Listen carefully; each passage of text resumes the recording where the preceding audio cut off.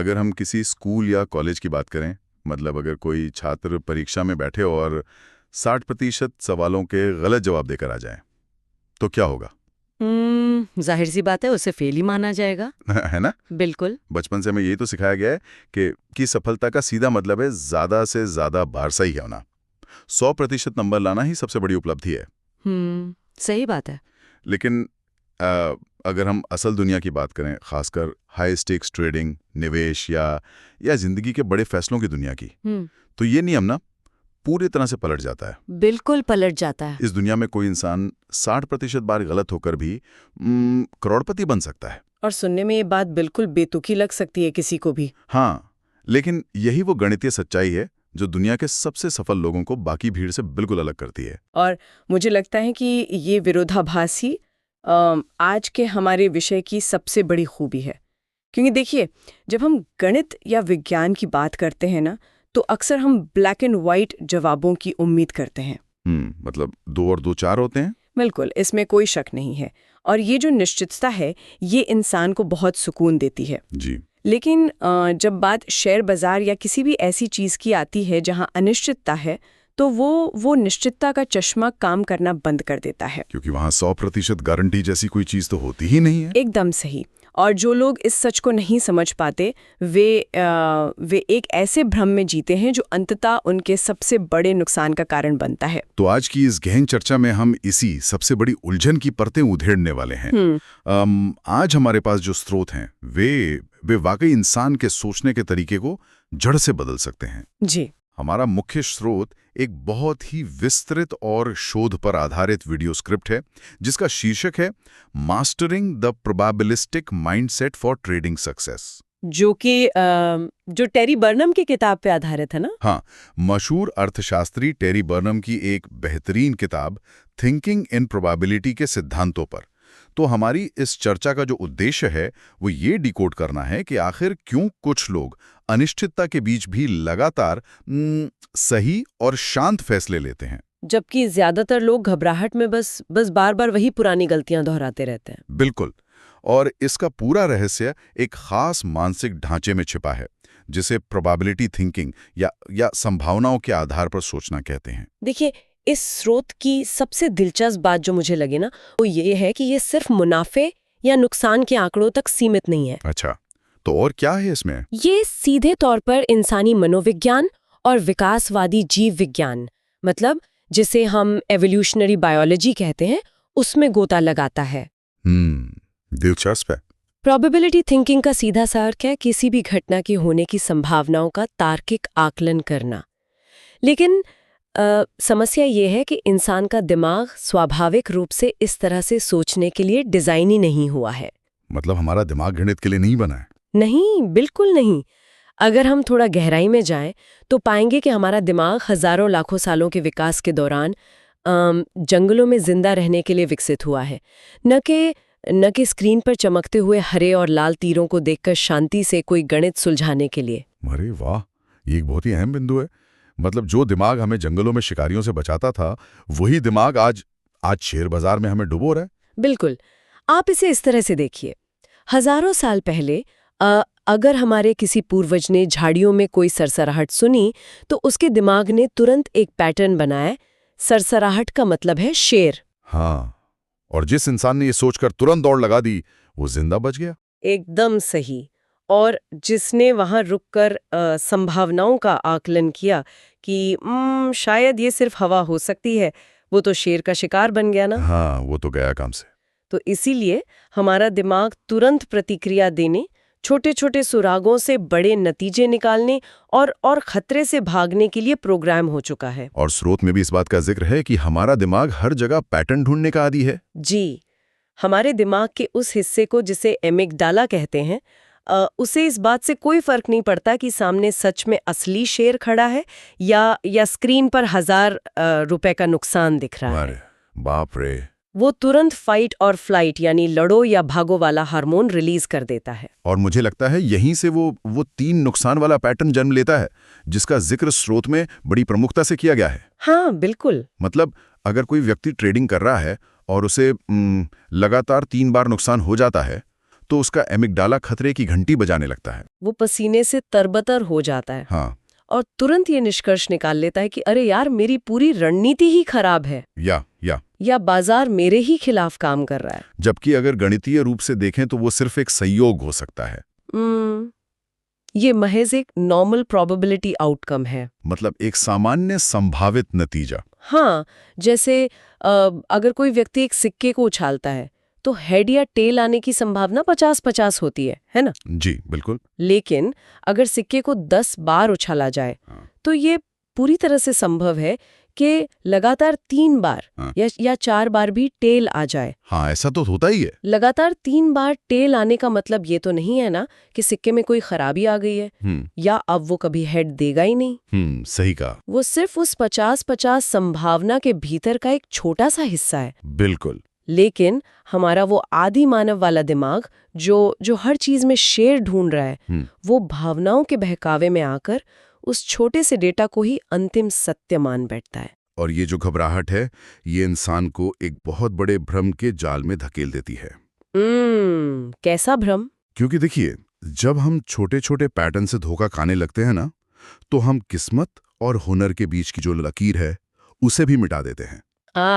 ये तो बहुत आम बात है। इंसान अक्सर अपनी अच्छी किस्मत को अपना हुनर मान बैठता है और अपनी गलतियों को बुरी किस्मत। शेयर बाजार की दुनिया में तो ये बहुत ही आम कहानी है। जी। मान लीजिए किसी ने कोई नया और बिल्कुल अनजान स्टॉक खरीदा और वो स्टॉक रातों रात 2 गुना हो गया। वो व्यक्ति तुरंत खुद को एक वित्तीय जीनियस समझने लगता है। बिल्कुल, ये मनोविज्ञान का एक बहुत ही जाना माना संज्ञानात्मक पूर्वाग्रह है, जिसे हम कॉग्निटिव बायस कहते हैं। जब नतीजे हमारे पक्ष में होते हैं तो हम सारा श्रेय अपनी बुद्धिमत्ता को दे देते हैं कि मैंने बहुत अच्छी रिसर्च की थी। हाँ, मैं तो बहुत स्मार्ट हूँ। लेकिन जब नतीजे खिलाफ होते हैं तो हम कहते हैं कि अरे, बाजार ही खराब था या किस्मत ने साथ नहीं दिया। हमारे स्रोत इस पर बहुत कड़ा प्रहार करते हैं। बिल्कुल। किसी एक स्टॉक में मुनाफा कमा लेना या एक बार कोई बहुत बड़ा और सही फैसला ले लेना हुनर की निशानी कतई नहीं है। वो सिर्फ एक संयोग हो सकता है। लेकिन यहाँ मेरी एक उलझन है और मुझे लगता है कई लोगों की होगी। बताइए। जब कोई लगातार 2-3 बार बड़ा मुनाफा कमा रहा हो तो ये कैसे तय किया जाए कि ये वाकई उसकी सच्ची स्किल है या सिर्फ उसकी किस्मत का एक लंबा दौर चल रहा है? ये एक बहुत अच्छा सवाल है। क्योंकि हमारा जो अहंकार है वो तो हमेशा यही कहेगा ना कि हम होशियार हैं। किसी भी इंसान के लिए ये मानना बहुत मुश्किल है कि उसकी सफलता के पीछे सिर्फ किस्मत का हाथ हो सकता है। और इसी मुश्किल को सुलझाने के लिए लॉन्ग टर्म ट्रैकिंग या लंबी अवधि के डेटा की जरूरत पड़ती है। अच्छा। देखिए, किस्मत आपको एक बार बचा सकती है, 2 बार बड़ा मुनाफा दे सकती है, लेकिन वो सैकड़ों बार लगातार आपका साथ नहीं दे सकती। ये तो तय बात है। जब हम लंबी अवधि की बात करते हैं, जैसे कि 100 ट्रेड, 500 निवेश या जिंदगी के दर्जनों बड़े फैसले, तब किस्मत का प्रभाव, जिसे हम स्टैटिस्टिक्स की भाषा में वेरिएंस कहते हैं, वो धीरे धीरे खत्म होने लगता है। मतलब जो उतार चढ़ाव हैं वो स्थिर होने लगते हैं। बिल्कुल। लॉ ऑफ लार्ज नंबर्स यही कहता है कि बड़े डेटा सेट में सिर्फ और सिर्फ प्रोबेबिलिटी एडवांटेज ही टिक पाता है। सच्चा हुनर वो है जो 1 या 2 बड़े झटकों के बाद भी एक लंबी अवधि में आपको लगातार सकारात्मक दिशा में रखे। ये प्रोबेबिलिटी एडवांटेज वाला शब्द बहुत दिलचस्प है। जी। अगर लंबी अवधि में स्थिरता ही हुनर की असली पहचान है, जी, तो सबसे बड़ा सवाल ये उठता है कि इस स्थिरता को गणितीय रूप से कैसे हासिल किया जाए। सही बात है। क्योंकि सिर्फ ये सोच लेना कि मैं लंबी अवधि का खिलाड़ी हूं, इतना तो काफी नहीं है ना। इसके पीछे कोई ठोस सिस्टम होना चाहिए। बिल्कुल होना चाहिए। और यहीं पर हमारे स्रोत ट्रेडिंग और निर्णय लेने का सबसे शक्तिशाली सिद्धांत सामने रखते हैं, रिस्क बनाम रिवॉर्ड। और मैं कहूंगी कि ये सिद्धांत इस पूरी चर्चा की रीढ़ है।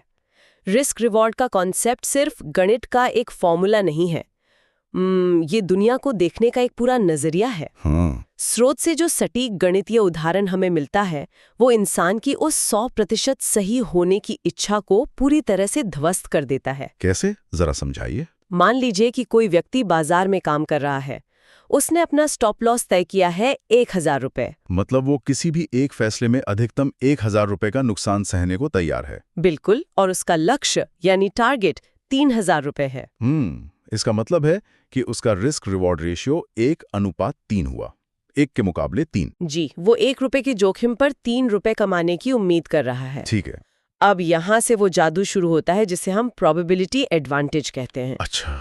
हमारे स्रोत इस बात पर जोर देते हैं कि इस 1:3 के रेशियो के कारण अगर किसी व्यक्ति की रणनीति सिर्फ 40% बार भी सही होती है ना, तब भी वो लंबी अवधि में भारी मुनाफे में ही रहेगा। एक मिनट, मैं इसे थोड़ा गणित के नजरिए से समझने की कोशिश करता हूँ। हाँ, बिल्कुल। मान लेते हैं कि मैंने 10 बार कोई दाव लगाया, मेरी रणनीति 40% सही है। इसका मतलब मैं 10 में से सिर्फ 4 बार जीता और 6 बार मेरी हार हुई। सही है। जब मैं 4 बार जीता, हाँ। तो मुझे हर बार 3,000 रुपए मिले, यानी 4 गुणा 3,000 12,000 रुपए का मुनाफा। और जब मैं 6 बार हारा, तो मेरा हर बार 1,000 रुपए का नुकसान हुआ, यानी 6 गुणा 1,000 6,000 रुपए का नुकसान। बिल्कुल सही गणित है। तो कुल मिलाकर 12,000 कमाएं और 6,000 गंवाएं। अंत में मेरी जेब में 6,000 रुपए का शुद्ध मुनाफा बचा। जी। अरे बाप रे, ये तो सच में हैरान करने वाला है। ये तो ऐसा है कि जब भी मैं जीतूं तो मुझे 3 रुपए मिले, और जब हारूं तो सिर्फ 1 रुपए जाए। हाँ, यही तो जादू है। इस खेल में तो आधी से कम बार जीतकर भी इंसान हमेशा अमीर ही रहेगा। मतलब मैं 60% बार गलत साबित हुआ, फिर भी मैं फायदे में हूं। और यही वो गणितीय सत्य है जो अच्छे फैसले लेने वालों को आम भीड़ से अलग करता है। आम इंसान क्या करता है, वो 100% सही होने की कोशिश में अपनी सारी ऊर्जा लगा देता है और एक भी हार बर्दाश्त नहीं कर पाता। जी बिल्कुल। जब उसे पहला नुकसान होता है तो उसका वही अमिगडाला, वो शेर वाला दिमाग सक्रिय हो जाता है और वो घबराहट में अपने ही बनाए नियम तोड़ देता है। हाँ, कि बस किसी तरह पैसे बचा लूं। तब बहुत कम हारना है जब वो गलत हो। क्या बात है। वो हार को एक व्यक्तिगत नाकामी की तरह नहीं देखता, बल्कि उस 10 में से 6 बार हारने वाले गणित का एक सामान्य हिस्से की तरह देखता है। ये सुनना बहुत आसान लगता है, कागज पर तो गणित बहुत सीधा और खूबसूरत है। हाँ, कागज पर तो है। 1:3 का रेशियो, 40% जीत और सफलता आपके कदम चूमेंगी। लेकिन क्या? लेकिन एक बहुत बड़ा लेकिन है। इस गणित को समझना एक बात है और भावनाओं से लड़कर उस पर टिके रहना बिल्कुल दूसरी बात। ये तो है। क्योंकि जब स्क्रीन पर लगातार 3 बार हजार रुपए जाते हुए दिखते हैं ना, तो दिल की धड़कन तेज हो जाती है, पसीने छूटने लगते हैं। बिल्कुल। दिमाग चीख चीख कर कहता है कि नियम तोड़ दो, किसी तरह अपना पैसा वापस निकाल लो। इस पसीने को, इस डर को, इसे कैसे कंट्रोल किया जाए? देखिए, ये एक बहुत ही वास्तविक समस्या है और टेरी बर्नहैम की किताब थिंकिंग इन प्रोबेबिलिटी इसी बिंदु पर सबसे ज्यादा रोशनी डालती है।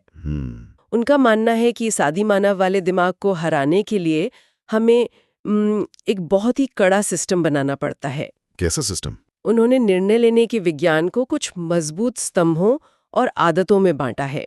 सबसे पहली और सबसे जरूरी चीज है भावनाओं की जगह डेटा पर भरोसा करना। मतलब जब दिल कहे कि सब बेचकर भाग जाओ,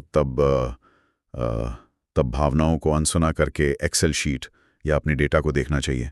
एकदम। जब नुकसान होता है तो इंसान की स्वाभाविक प्रतिक्रिया होती है दर्द से बचना। जी। लेकिन अगर आप अपने डेटा को देखेंगे तो वो आपको बताएगा कि ये सिर्फ 1,000 रुपए का रिस्क है जो हमारी 10 ट्रेड वाली रणनीति का एक छोटा सा हिस्सा है। घबराने की कोई बात नहीं है। मतलब डेटा आपको शांत करता है। हाँ, जब आप डेटा को बीच में लाते हैं तो वो भावना और आपके फैसले के बीच में एक ढाल बन जाता है। मुझे लगता है इसके लिए ये भी जरूरी होगा कि हम हर चीज को एक बड़े परिप्रेक्ष्य में देखें, क्योंकि अगर नजरिया छोटा है तो डेटा भी डरावना ही लगेगा। बिल्कुल। और यही इसका अगला चरण है, शॉर्ट टर्म नतीजों के बजाय लॉन्ग टर्म थिंकिंग रखना। आज का एक नुकसान या कल का एक मुनाफा पूरी तस्वीर को बयान नहीं करता। जो लोग प्रोबेबिलिटी माइंडसेट में ढल चुके होते हैं वे अपने किसी भी फैसले को अकेले नहीं देखते। तो वो कैसे देखते हैं?